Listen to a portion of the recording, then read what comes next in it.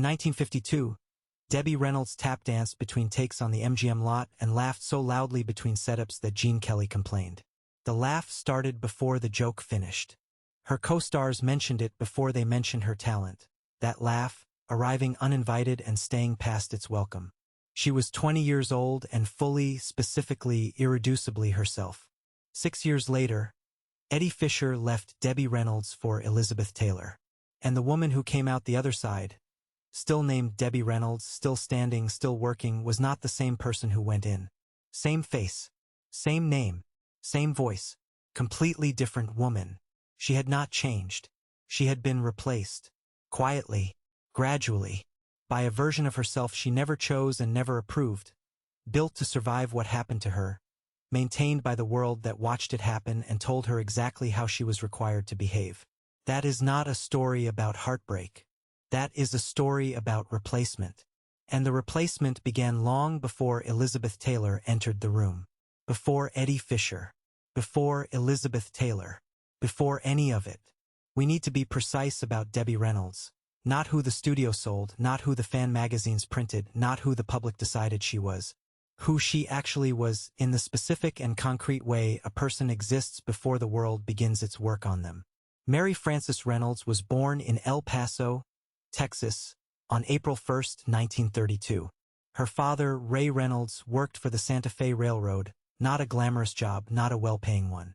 Her mother, Maxine, ran the household on what came in, and according to Reynolds' own memoir, Unsinkable, published in 2013, she made it look like enough when it wasn't.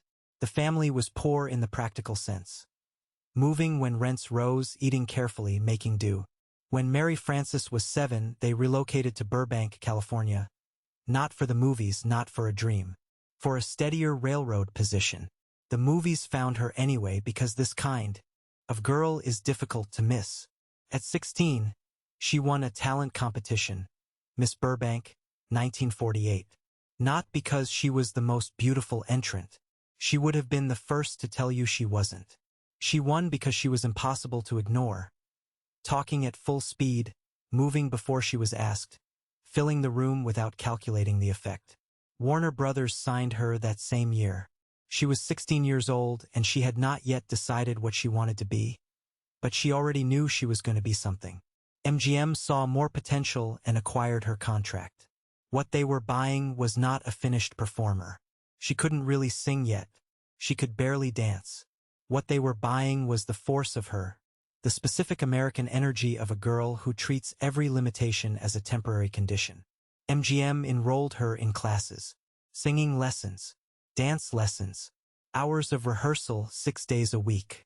By multiple accounts, she practiced until her feet cracked and bled, then wrapped them and kept going.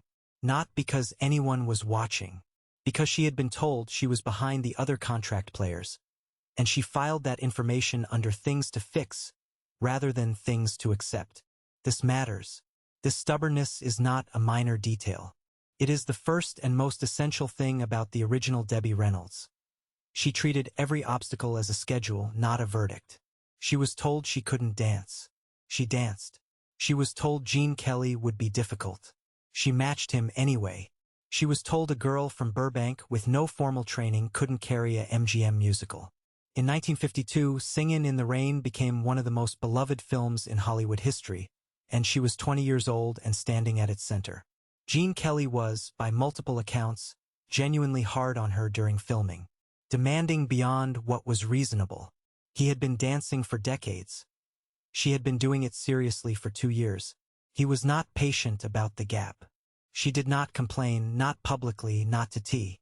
He studio, and she did not slow down.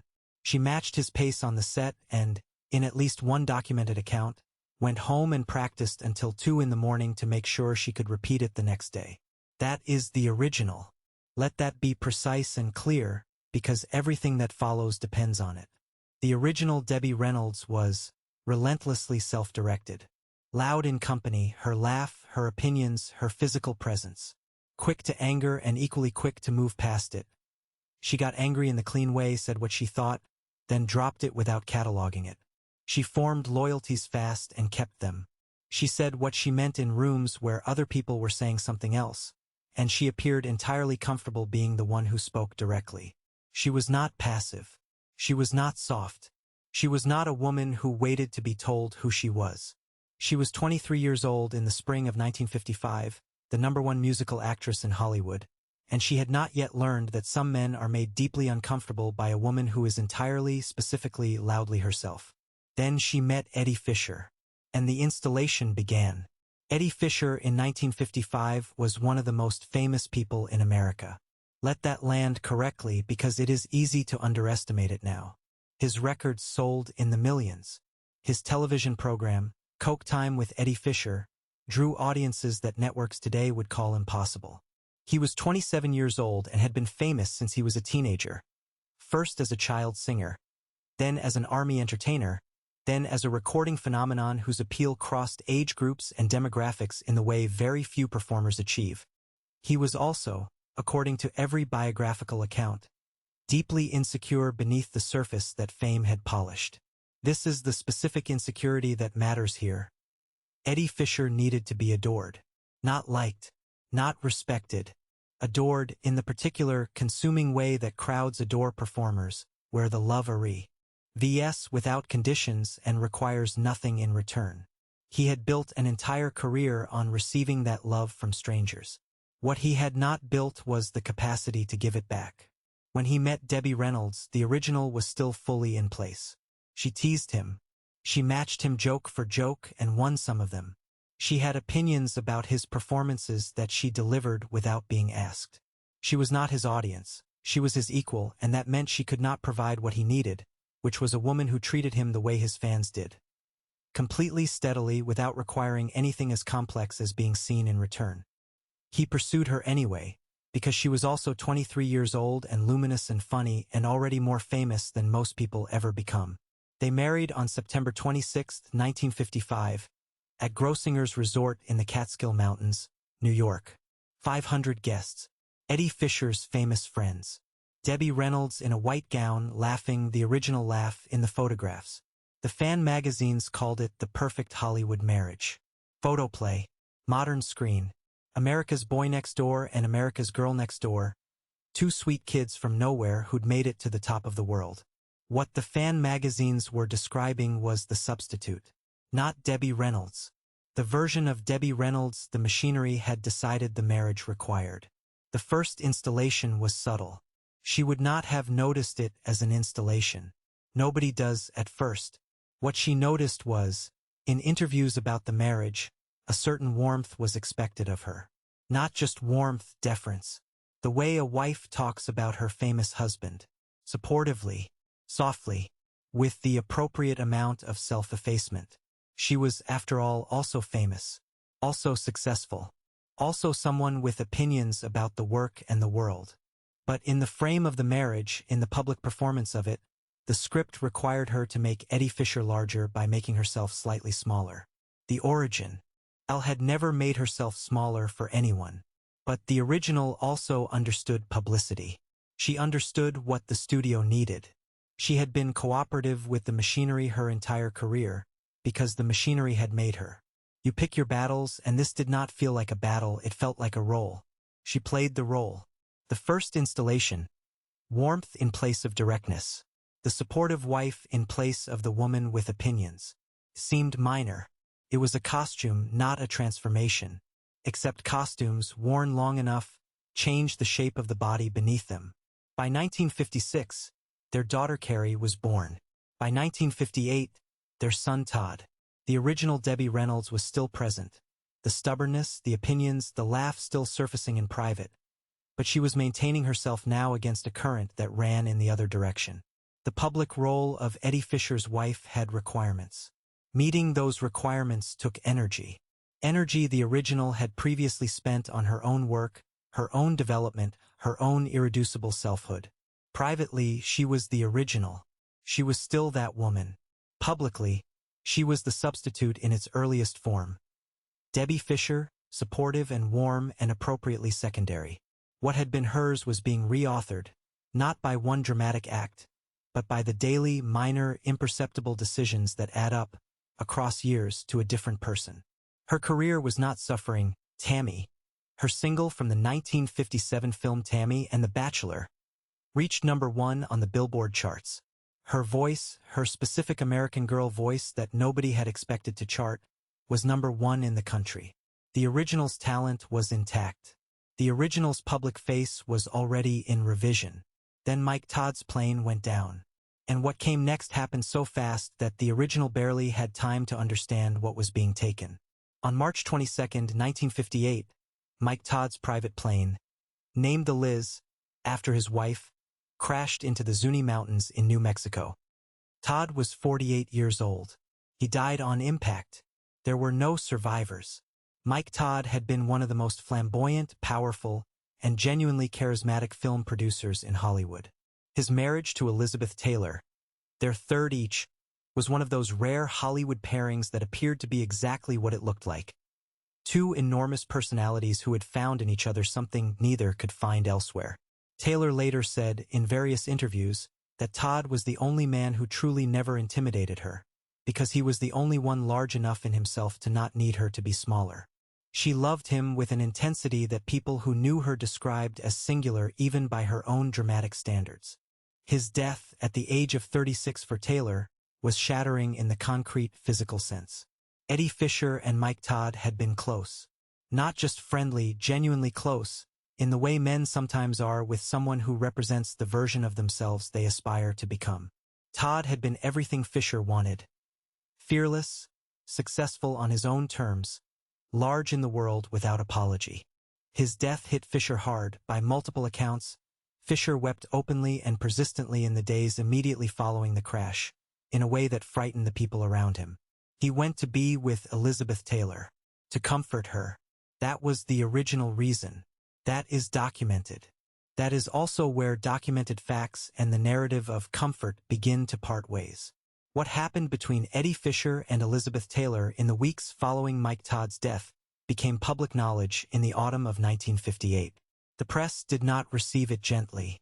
The language directed at Taylor was vicious, words this script will not repeat because they deserve no amplification, but which established in the public imagination that Elizabeth Taylor was a predator and Debbie Reynolds was her innocent victim. The public rallied around Debbie Reynolds with extraordinary force. As 26 years old, she had a 3-year-old daughter and a 10-month-old son. Her husband had left her for her close friend. She was, by any reasonable measure, entitled to be furious. She was furious. In the first days after the affair became known, she said so, directly, in her own voice, with the original's characteristic refusal to manage the temperature of the room for other people's comfort. And then she understood what the world required of her. This is the part that took me longest to understand. He did not want Debbie Reynolds gone. He wanted her remade. He needed a specific thing from her that the original was not built to give. And after he left, the world stepped in to finish what he had started. Because what the public needed from the wronged wife of Eddie Fisher was not a furious, complicated 26-year-old woman speaking her actual mind. What they needed was the dignified victim, the woman who rises above, the good girl who validates the story of what was done to her by surviving it gracefully. The first removal, her anger. The original's anger was short and clean. She felt it, named it, and moved. That was her pattern, always had been. But the dignified victim cannot be angry. Angry women make audiences uncomfortable. Angry women complicate the sympathy that requires them to be simple. What was installed in anger's place was controlled public grace. The composed statement, the careful interview, the warm, measured response that conveyed suffering without inconveniencing anyone with the full weight of her actual feelings. The original had always inconvenienced people with the full weight of her actual feelings. That was one of the specific things that made her herself. After this installation, people who had known her before still recognized her face. They did not recognize what was behind it in the same way. The original retreated. The substitute, grief-shaped, dignified, sympathetic, stepped forward. What replaced her anger was the world's requirement. What it replaced was her right to her own response in her own register on her own terms. That exchange happened once. Then it happened again. Then again. The divorce from Eddie Fisher was finalized in 1959. The terms were not, by available accounts, generous to her. She had the children. She had the house. She had a career that the scandal had, if anything, made more visible. The wronged wife of Eddie Fisher and the woman abandoned for Elizabeth Taylor was now a recognizable figure to people who might not have previously followed her films. But the career was now shaped differently by the substitute. Before 1958, Debbie Reynolds had worked because she loved it, because she was a woman who loved the stage, loved the physical challenge of performance, loved the specific problem of making an audience feel something. The original worked toward things. Toward the role, the film, the next thing she was building. After 1958, the substitute worked away from things. Away from financial collapse. Away from the image of the woman who could not survive what had happened to her. Away from the public's potential loss of interest in her continued existence. The original had never worked from fear. The substitute learned to. She was 27 years old, and she was already not entirely herself. The next installation required something the previous one hadn't. It required a public identity built entirely from the scandal, the story of what had been done to her rather than the story of what she was doing. Every interview, every profile, every television appearance in the late 1950s and early 1960s returned, eventually, to the same question: how did it feel? How did you recover? How did you forgive? The machinery did not ask about her films or her music or her ambitions. It asked about Eddie Fisher. It asked about Elizabeth Taylor. The original Debbie Reynolds had never defined herself by another person. The original defined herself by what she was making, what she was building, what she was moving toward. She had always been someone with a destination. The MGM lot, the #1 chart position, the next film, the next challenge that someone had told her she wasn't equipped for. The substitute was defined almost entirely by two of them, by Eddie Fisher's departure and Elizabeth Taylor's arrival.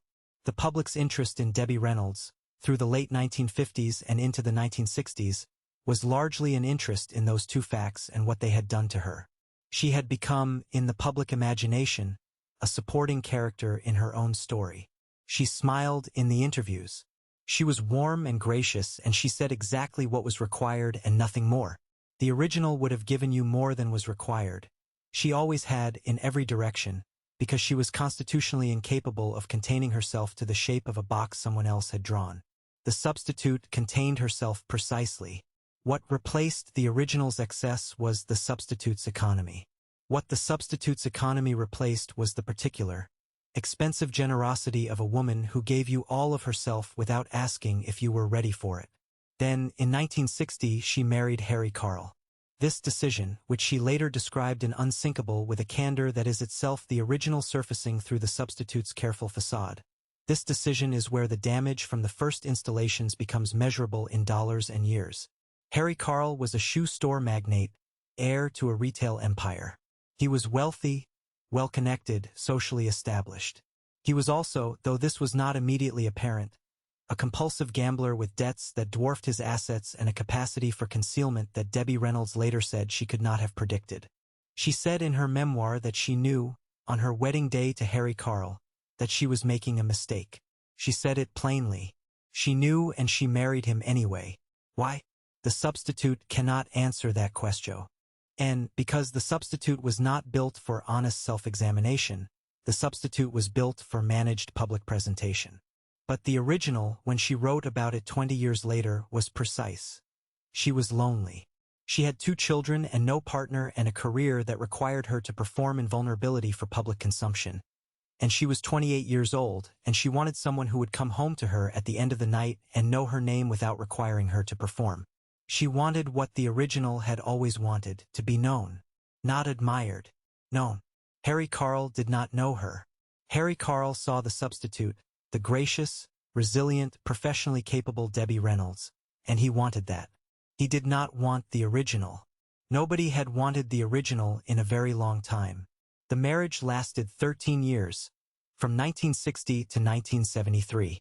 During those 13 years, according to Reynolds' own account and multiple biographers who have examined the financial records, Harry Carl gambled away millions of dollars.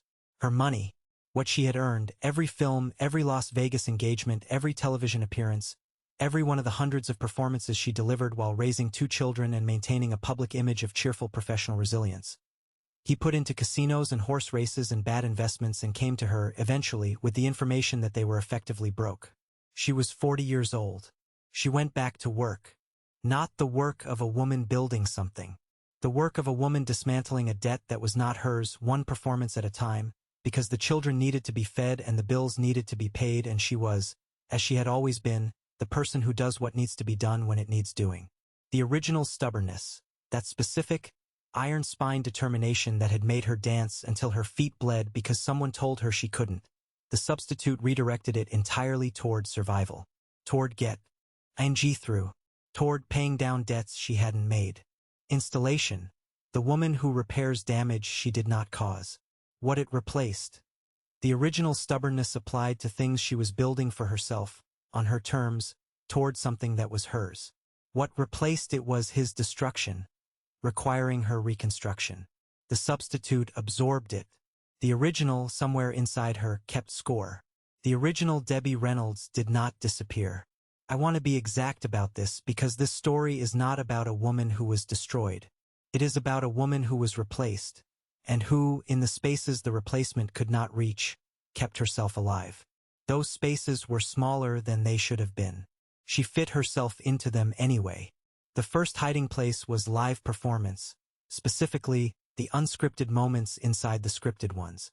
On stage in Las Vegas, doing the show she was doing to pay Harry Carl's debts. There were moments between numbers when the original surfaced. The timing of a joke. The response to an audience member. The laugh. Not the substitute's controlled, audience-appropriate laugh, but the original's laugh, the one that started before the joke finished, the one that arrived ahead of schedule. People who saw her in those Las Vegas performances in the late 1960s and 1970s describe something that does not entirely fit the substitute's profile. A woman who was present in a raw, unpolished way between the numbers, whose offhand remarks were sometimes sharper and funnier than anything in the script, who seemed, for a few seconds at a time, to be entirely and uncomplicatedly herself. The hiding place was not as large as she needed. She fit herself into it anyway. The second hiding place was her children, Carrie and Todd. Carrie Fisher, in her memoir Wishful Drinking and in the dozens of interviews she gave over the decades, described her mother with a specificity that illuminates what the original looked like when the substitute wasn't required. He described a woman who was relentlessly capable, sometimes overwhelming, physically and emotionally enormous in the room, and deeply, specifically loving in a way that was not soft or decorative but real and demanding and present. Carrie Fisher described being loved by her mother as something you could not ignore or take lightly, because her mother did not love partially. The original loved completely. The original always had. The substitute had learned to love in a managed, public, appropriate way, but with her children, the substitute dropped. With Carrie and Todd, Debbie Reynolds said what she actually thought. She was funny in the original way, the laugh surfacing at the dinner table, the sharp opinion delivered without preamble. She was also, Carrie admitted in her own writing, not always easy. The original was never easy. The original was too much, too fast, too present for easy. But she was real with them in a way she had not been publicly real in years. The hiding place was smaller than the first. She fit herself into it anyway. The third hiding place was the collection. From the late 1960s onward, Debbie Reynolds began acquiring Hollywood memorabilia, and not casually. She became one of the most serious, methodical private collectors of film artifacts in the world. When MGM held a studio auction in 1970, selling off decades of costumes and props as the studio system collapsed, she bought as much as she could. Judy Garland's ruby slippers from The Wizard of Oz, Marilyn Monroe's white subway dress from The 7-Year Itch, Charlie Chaplin's cane and bowler hat, Cecil B. DeMille's director's chair, costume after costume from the golden age of the studios that had made her. She was not buying history. She was preserving it. There is a difference. Her vision was a museum, a physical place where the history of Hollywood could be made public, where people who had not been on those lots and those sets could understand what had been created there and what it had cost the people who created it. She worked for decades to make that museum real. She lobbied. She found investors. She lost investors. She found others. The project collapsed and was rebuilt and collapsed again. The collection grew. In the hiding place of that collection, something of the original was intact.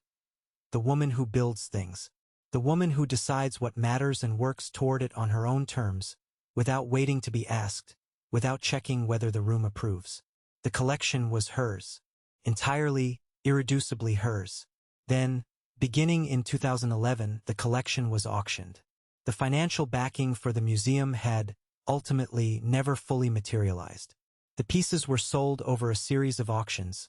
Profiles in History handled the major sale in June 2011, and the results were extraordinary by every commercial measure. The ruby slippers alone sold for well over $500,000. The total across auctions reached into the tens of millions. The substitute handled the auction publicly with grace. She spoke warmly about the pieces finding good homes. She smiled in the photographs. The original had not wanted to let them go. This is what the hiding places tell you. The original was still there, still building, still keeping specific things for herself.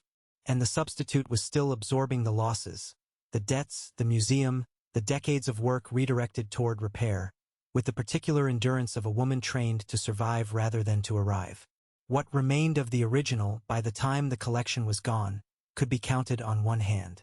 But it could still be counted. We began with 2 images.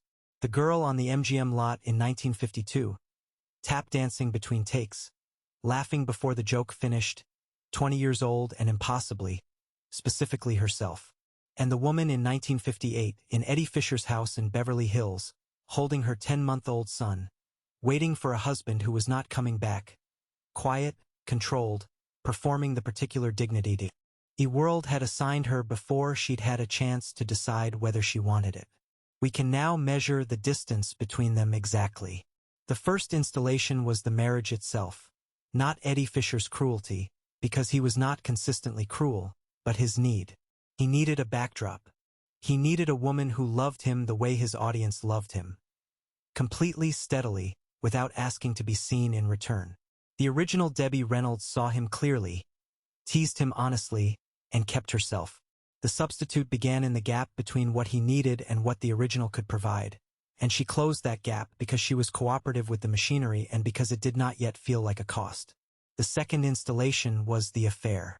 Not the affair itself, that was his action, not hers, but the world's response to it. The world gave her the dignified victim and required her to wear it. Her anger, clean, original, short-lived, hers was removed. Controlled public grace was installed in its place. The world applauded her for it. They called it strength. The substitute absorbed the applause and continued. The third installation was Harry Carl. A woman trained to perform resilience does not easily walk away from damage she didn't cause. The original would have left, would have gotten angry in that clean, fast way and walked. The substitute had learned that endurance was what dignity looked like. She endured for 13 years. She spent years after that enduring the financial consequences. Each installation built on the last. Each one was made possible by the one before it. The original had chosen to be impossible to ignore. The substitute chose to be exactly what was needed. Those are not the same choice. From the outside, in the wrong light, they look identical. From inside the body that made them, they could not be more different. Here is what the substitute gave Eddie Fisher. Proof, in her dignity and her survival, that what he abandoned was worth something. A woman who collapsed under the weight of what he did would have suggested he had destroyed something fragile. A woman who survived with grace confirmed the value of what he had chosen to leave. The substitute gave him, without intending to, the most generous possible version of his story. The original would have given him the truth. Here is what the substitute gave Harry Carl. Access. A woman trained to manage difficulty without externalizing it, to treat endurance as a virtue, to keep her actual register contained. That woman does not easily say this is not mine to fix. The original had always known what was hers and what wasn't. The substitute had been taught that knowing the difference was somehow selfish. Here is what the substitute gave the public. Comfort. The reassurance that a woman could be wronged. Completely, repeatedly, financially, emotionally, and still show up to work. Still smile. Still perform. The substitute was the proof the public needed that women like Debbie Reynolds were, at their core, built for survival. The original was more interesting than that. The original was built for arrival. The substitute converted that into survival, and the public preferred it. What replaced the original in each of these exchanges was someone else's requirement. What it replaced was hers. Here is what nobody tells you about women who have been replaced. The machinery slows down when they get old enough. In her late 70s, then past 80, Debbie Reynolds began to do something the substitute had not been designed to do. She stopped managing the temperature of rooms. It was not a dramatic break. It did not announce itself. But people who followed her interviews in the 2000s and 2010s noticed something different. A directness that had been absent or muted for decades. She talked about Eddie Fisher differently than she had in the decades immediately following the divorce. Not with stored bitterness. The original had never stored bitterness, that was on. Of the original's genuine gifts, the ability to be angry cleanly and then drop it. She talked about him with specificity. What it had actually been like. What it had actually cost. What she had actually thought in the years when the substitute was performing something more polished and appropriate. She talked about Elizabeth Taylor with a complexity that was unmistakably the original's. This is remarkable enough to linger on. Taylor and Reynolds had reconciled over the decades. Genuinely, not performatively. People who knew both women described their late-life friendship as real. Reynolds said publicly in her final years that she had come to understand Taylor's grief after Mike Todd's death. That she had been devastated, yes, and she had been angry, yes, but she had also understood, even at the time, that what happened was not simple. That Taylor had been a woman in unmanageable grief. That the whole thing was human and terrible and more complicated than the tabloids had needed it to be. The substitute would have said something warm and appropriately measured. The original is the one who can hold two true and contradictory things at the same time without collapsing either of them. Her final years were not without difficulty. Her third marriage, to Richard Hamlet in 1984, ended in 1996. A dissolution that, according to reports, involved further financial complications. She remained a working performer into her 80s, appearing on stage, in film, and in television in roles that acknowledged her age and her history without apologizing for either. Her performance in the 2013 film Behind the Candelabra, in which she played Liberace's mother, earned her a Screen Actors Guild Award nomination. She was 81. She was also, in those years, a presence in her daughter Carrie's life in a way that was entirely original, insistent, enormous, sometimes overwhelming, entirely real. Carrie Fisher's writing about her mother is some of the most precise documentation of what the original Debbie Reynolds looked like when the substitute wasn't required to be present. The love described in that writing is not soft. It is not decorative.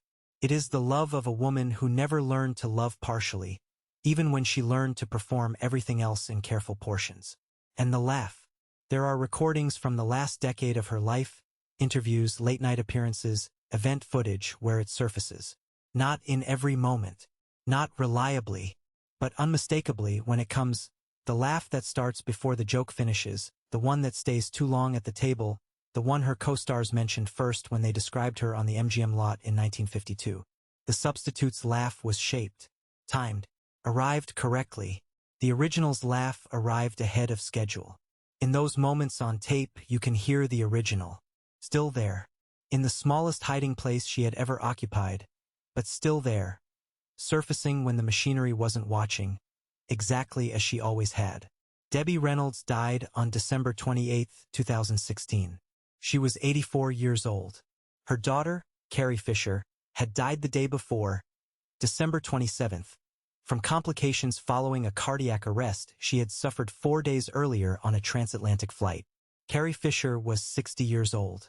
According to Debbie Reynolds' son Todd, his mother said on the morning of December 28th, "I want to be with Carrie." She died of a stroke hours later. The substitute had been built for endurance, for performance, for survival specifically, and the management of loss through the application of discipline and work and controlled public grace. The substitute could have endured the death of her daughter.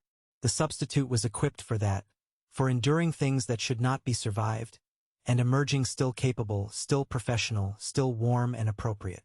The original was not built for endurance. The original was built for connection. On December 28, 2016, the original made the last decision she was going to make, and it was not the substitute's decision. The original chose her daughter over survival. That choice, that final, specific, irreducible choice, is the clearest indication of what had survived 60 years of installation and requirement and managed resilience and controlled public grace. Beneath all of it, the original's first and most essential characteristic was still operating. She was the woman who took up space. The woman who arrived completely. The woman who loved without calculating the appropriate portion. That could not be installed out of her. Let us place both versions of Debbie Reynolds in the same frame one final time. The original. 20 years old on the MGM lot, tap dancing between takes because she did not know how to be still, laughing before the joke finished because she was constitutionally incapable of waiting, opinionated and direct and difficult and luminous and entirely, specifically herself.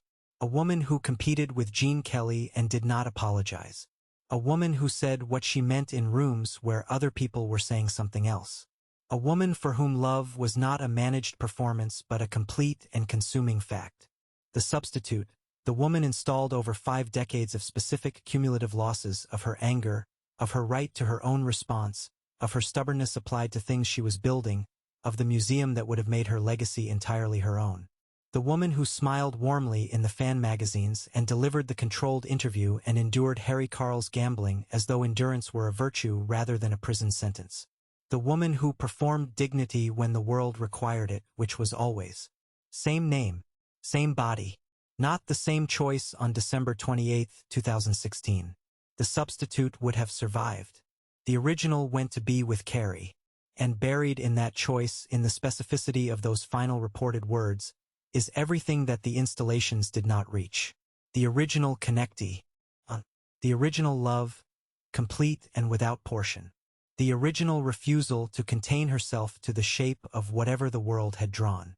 The machinery had remade her piece by piece over 60 years.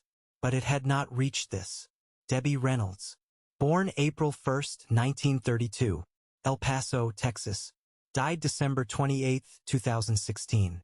Beverly Hills, California. One day after her daughter. She was the girl who did not know how to be still. At the end, she proved it. He replaced her while she was still alive.